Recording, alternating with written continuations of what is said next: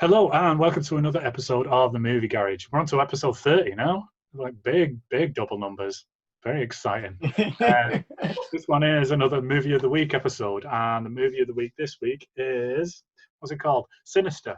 And it was my choice because it was Halloween and stuff, wasn't it? Yeah, guys, so did you get around to watching it, pal?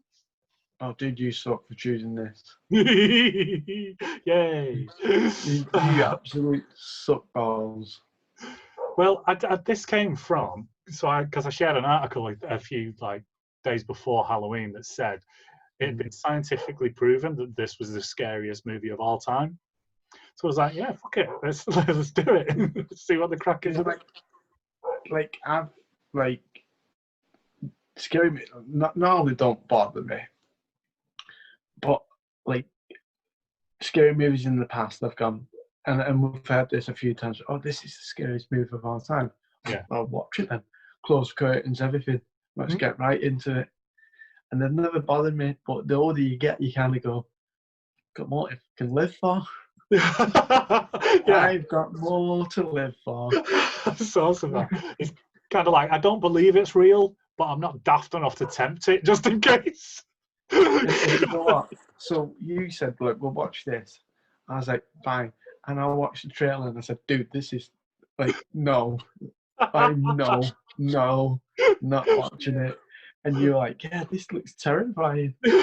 And then I set so we've got a fob.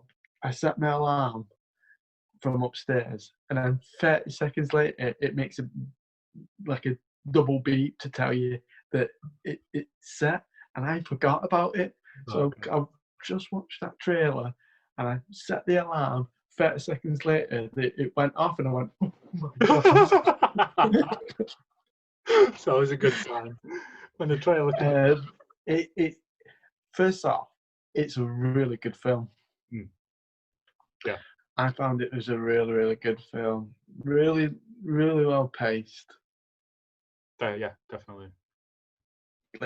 Very clever.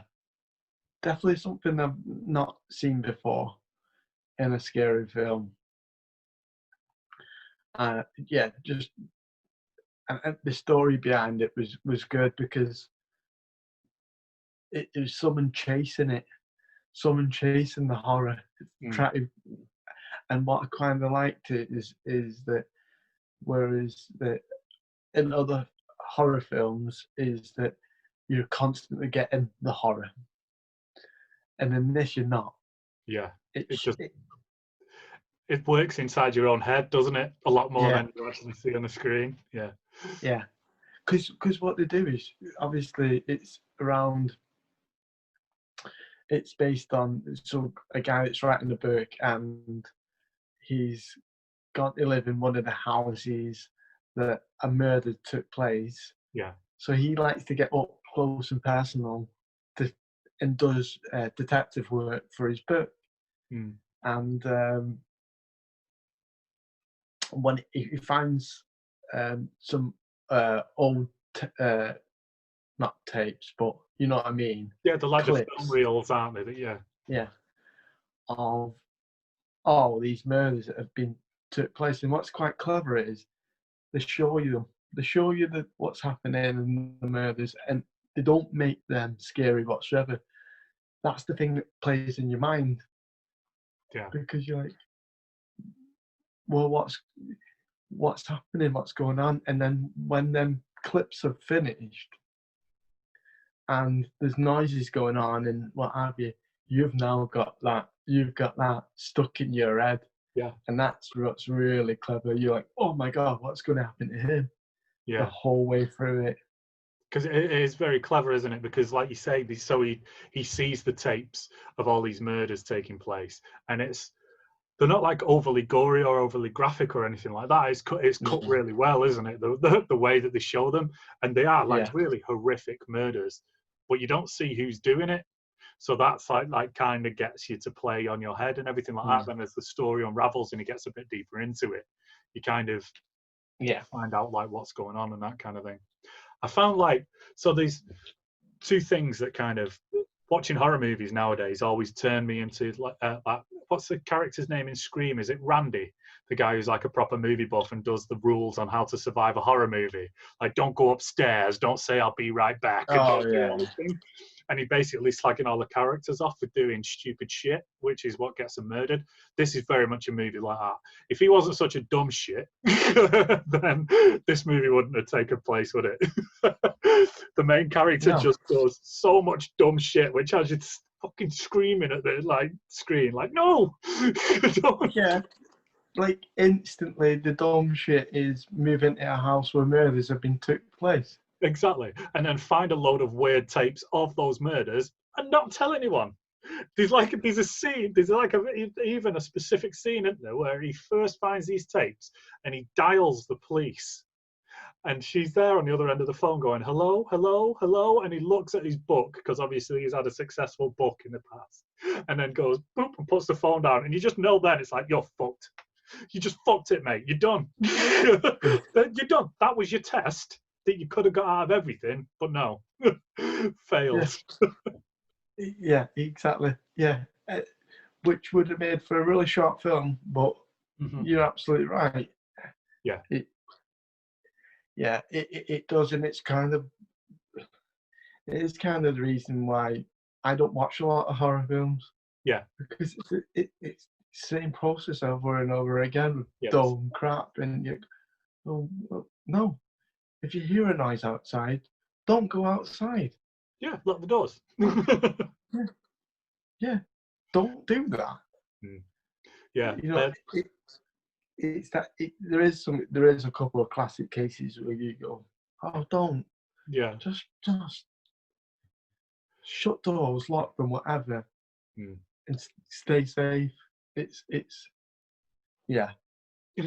Yeah, some of that is frustrating, and then I think once he watches the video, and then it's kind of like, it's hard to explain until we get into the spoilery bit in a few minutes, but it makes the end kind of predictable once he's watched all the videos and once he's like found the recurring theme with all these murders. It does make it kind of predictable what's going to happen in the end, but there are some really interesting elements and some really good like jump scares in it. Well, I'll get onto it when we do the spoiler bit, but there was one scene in particular which was just amazing. I don't think I've ever seen anything like it. And then the extra like horror element that they've done, which kind of tries to send you in the wrong direction, is they gave his son night terrors, didn't they? So his son like gets up, basically sleepwalks in the middle of a nightmare and just does really freaky shit. And some of like the biggest scares are just this kid doing whatever this fucking kid does normally. It's just horrible. It's awful.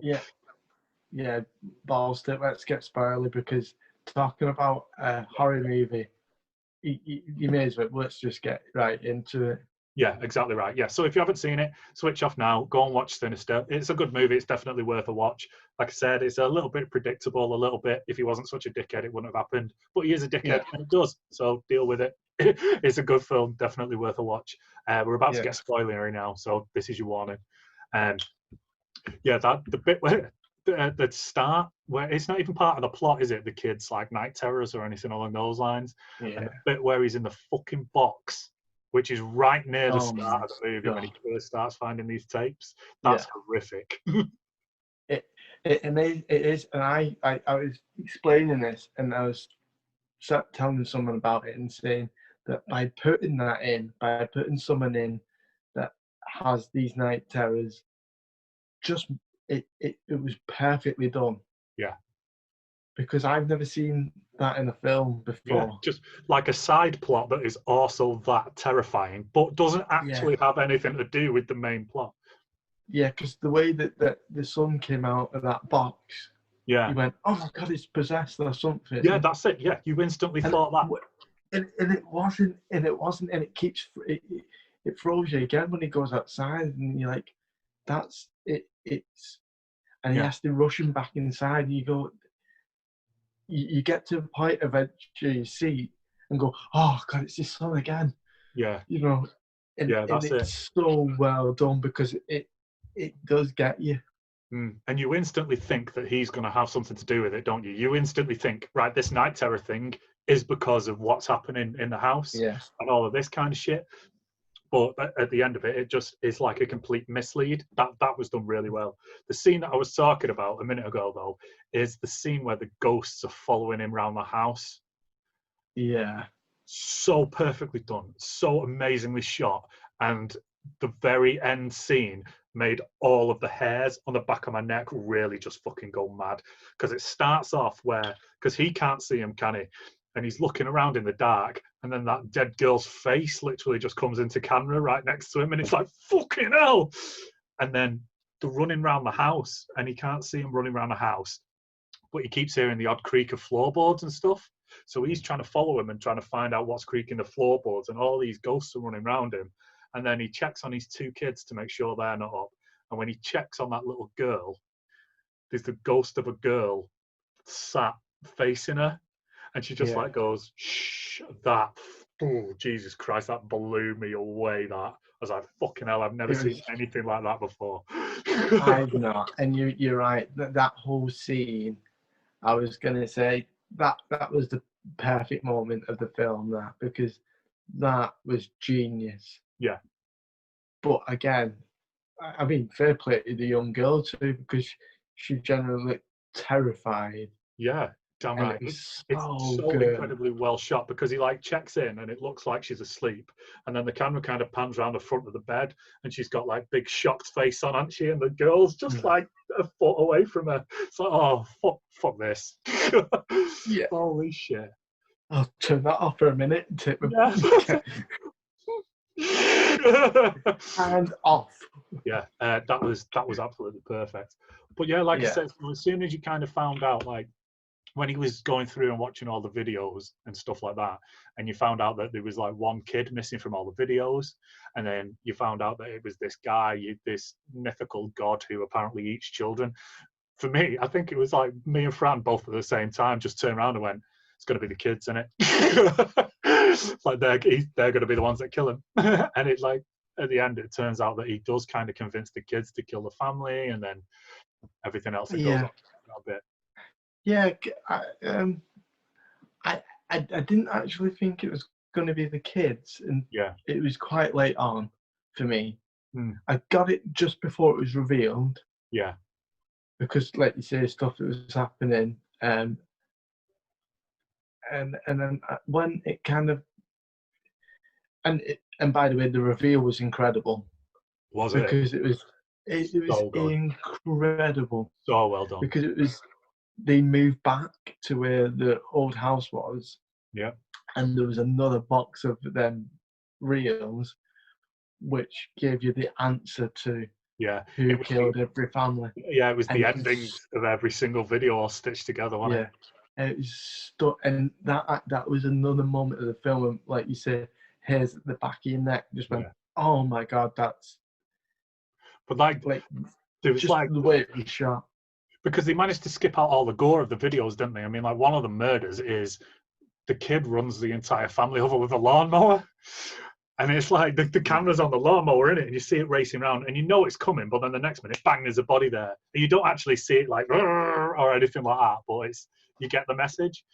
But for me, like the most horrific one was the one that happened at the house he actually moved into, where they hang the entire family from the tree. My god! And then it shows the ending. Like the little girl climbs down the ladder, doesn't she, from behind the tree? Yeah. And she's swinging off like a dead dad while he's hung. That was just so fucked up. It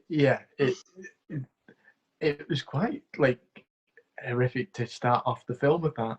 Yeah, it really was. Because to see that, really, you just go, oh. Again, it was something that just went, oh, well, now I need to watch more of this. Yeah. Yeah, because it was so slow as well. It wasn't like they just dropped out from anywhere, because they're tied to one branch of a tree, aren't they? And then the ropes are tied to another massive branch, and you could just see like a saw, can't you, working away? And then the branch falls and just slowly lifts the family up. So holy shit. Now, question: how has she got the strength? Yeah. To have done that. Yeah, that's it. Let's just say she was possessed by this scary god type figure. Yeah, because quite a lot of them, even the right at the end who dies, because his young girl chops them all up with an axe. Like, That's such a great line that she says though when she's just about to do it. I'll make you famous again, Daddy. I was like, oh fuck yes, that sticks the boot right in, because it was literally the whole film is just about him trying to like rediscover his glory days, isn't it? He keeps watching videos of himself doing interviews when he like got fame through that book and stuff, doesn't he? So yeah, it was. Yeah, no. Like the only thing I was a bit like, so the kids had been possessed, and then they all sodded off in like a TV screen. I'm like, what's happened now? It was and who was the actual guy? I know, yeah, You never seen his face. No, who was he? So, I don't want to watch two. No. don't make me go through this again. Just tell me who he is. Who is he? Yeah. And where did they go? I do love like a video head turn though. You know, like when they react with reality, and they do it twice in this movie, don't they? So like when he first finds a picture of this god with his weird mask on and stuff, and he zooms into it, he's got it on his laptop, hasn't he? And then he turns around and does something, and then the face on the laptop goes and just looks at him. I love that. I'm never going to get tired of people doing that. And then all the kids do it at the end, don't they? When he's tied up on the floor, all the kids like look down on him from the big movie screen that he's got. That's cool. But yeah, like you say, I would have liked to see more. And there's only really two ways that a film like that is going to end. And because it's a horror film, there's really only one way that a film like that is going to end, and that's with them all just getting killed. Yeah, definitely. It's good. I think I'd be interested in watching a second one. So. Not to review it, watch it on your own. No, that's it. I think the next scary movie me and you are going to watch together will be Candyman, won't it? Absolutely. When that comes out, we should go to the cinema and be like proper girls. Like, last time we went to the cinema, I think the last time it was me, you and Fran won it, and we went to watch a comedy and just tortured her all the way through it. Laughing dead loud. Because anybody who's ever met me and Gary will know our laughs are completely fucking ridiculous. Especially when like both of us really get going, it's embarrassing. But right, so marks out of 5 for Sinister. 4. Yeah, that's pretty sound. I think I'm going to go 3.5. Like I say, I managed to guess the ending, which kind of wound me up a little bit. But that scene where he's following the ghost around the house is just perfect. And a few other bits. The whole story was quite good for me as well. Yeah, I'm with you. I'm with you on that one. I think because of how perfect them bits were, that's why it was a 4 for me. Yeah, it really does boost it up. Like the jump I got when that little girl's face comes out of the darkness was like, Jesus Christ! I nearly ended up down the side of the settee. It was Right, so that is about us for this week. I think. Have you got a movie of the week for next time? Yeah, I have. Like, I was going to randomly choose one. Yeah. From the suggestions, and it's not really random. I am going to choose Prestige. Oh, excellent. Purely for the fact that when the suggestions came in, it was the first one for quite a while. The girl that suggested it, Sarah Jane's my cousin. Ah, yeah. So it's kind of a and that she's like really into her films and stuff. So it came in. I looked at the trailer and went, you know what? Yeah, I do. I actually fancy that one. Excellent. I kind of like the idea of that one, and the cast looks incredible. So yeah, brilliant. I don't really know much about it. If there was a lot more suggestions, I might have just plucked one. Yeah. Because at the time of me picking that, there was only 3 at 4, and 2 were not going to happen. Two are from people I'm never speaking to again. So. Yeah, I've gone with that one over Floydies. Excellent. Brilliant. Yeah, cool. So that is The Prestige. So have a watch of that, and then tune in to us next week or maybe even the week after to see what we thought of it. But until then, thanks for watching. Thanks for listening. Give us a like and subscribe on all the social medias and where you get your podcast from, and subscribe to us on YouTube for more lovely videos. Until then, thanks a lot, guys. Nice one, mate. Bye. Bye.